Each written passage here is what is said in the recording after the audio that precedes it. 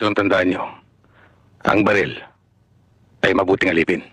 Masamang Panginoon. Ang ibig ko sabihin, kapag ang baril ay ginamit sa kabutihan, mabuti yan. Pero kung magpapadala kayo sa kapangyarihan ng baril, masama yan. Naintindihan niyo ako? Opo.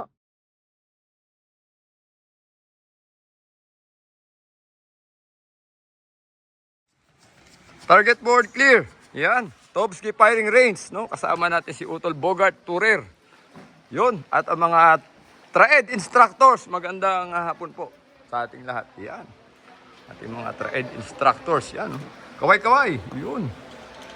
So, ang i-review natin ay Glock 22. Ito ay Gen 5 Austria caliber 40, no? So, ayan.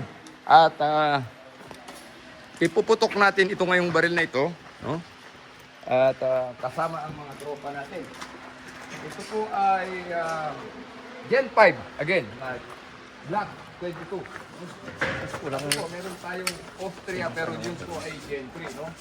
At anong maganda sa caliber 40, sabi nga natin palagi, parang dalawang kalibre na, may 9mm ka na, meron ka pang caliber 45 in between, no?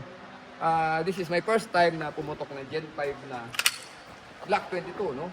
So, stock trigger, no? Meron tayong lobo doon at meron tayong target. Tignan natin kung kaya natin ipatama, no? Ang ating tama, verify. Tama. Ayan. Puting-puti. So, tinamaan po, no? So, that is Glock 22 Gen 5 Austria caliber 40. Napakaganda, muntik-buti, hindi tinamaan yung lobo, no? Pero tinamaan natin yung target, no? So, ganun po ka-accurate ang Glock. Sabi nga, Glock is Glock, no? So, it is, hindi natin siya makompare sa ibang baril, no? Talagang quality, accurate, and reliable pistol po ang Glock. So, konting-konti na lang, tatamaan na yung lobo, no? Malapit na, no? Malapit na. Ako, magkakamali tayo dyan, no? So, that is brought to you by Reloaders Gun and Ammo Trading. At yan, kasama si Bogart Turer. Pakita mo nga si Utol Bogart. At ang mga instructor ng traed. Yan. Kaway-kaway. So, that is Glock 22. Austria Gen 2. Sinaman ba?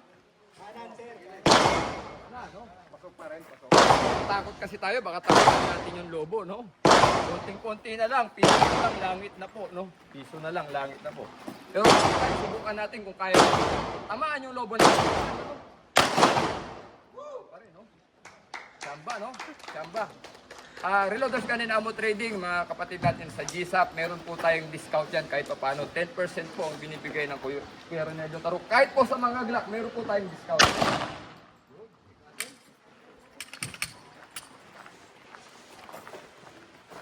Tumama, no? So maraming salamat, no? Kay Utol Rafael, ang may-ari ng Glock 22 Gen 5 Austria. Magandang hapon po. Tobski firing range.